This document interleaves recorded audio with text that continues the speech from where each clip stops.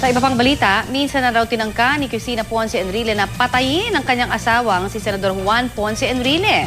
Inamin niyan mismo ni Ginang Enrile sa panayam ni Maring Winnie Monsod sa programang Bawal ang Pasaway sa GMA News TV. Narito ang report. Was there a hiatus between... Ang ikalawang bahagi ng panayam ni Maring Winnie Monsod sa asawa ni Senador Juan Ponce Enrile na si Cristina, hitik pa rin ng pasabog.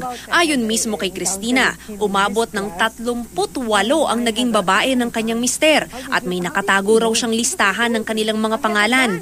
So how many affairs do you think he's had? Na yung... You want me to tell you the truth? I have the list, but of course I cannot give it to you.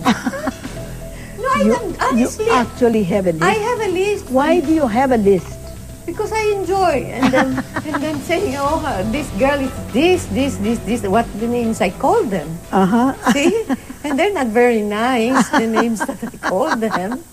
Hindi raw ikinatuwa ni Cristina ang pagiging womanizer ng kanyang asawa. Kaya naman minsan na rin daw niyang binantaan na babarilin niya ang umano'y babae ng senador. How did he know? Because I told him, I have a gun and I'm gonna shoot her.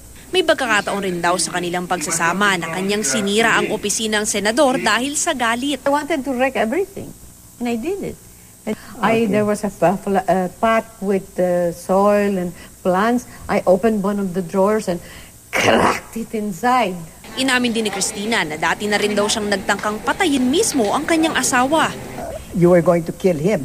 I was going to kill him because I told him the next time I'll kill you. You did threaten to kill him? Yeah, I said the next time I will not miss. Nang tanungin naman kung kamusta ang kanilang mga anak ng senador, ito ang naging sagot ni Cristina. They were not happy.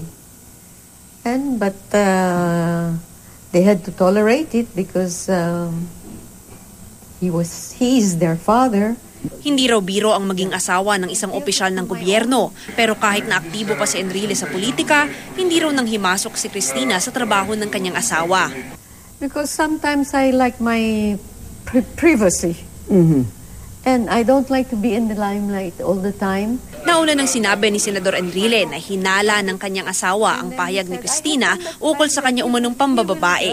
Para sa unang balita, Mav Gonzalez reporting.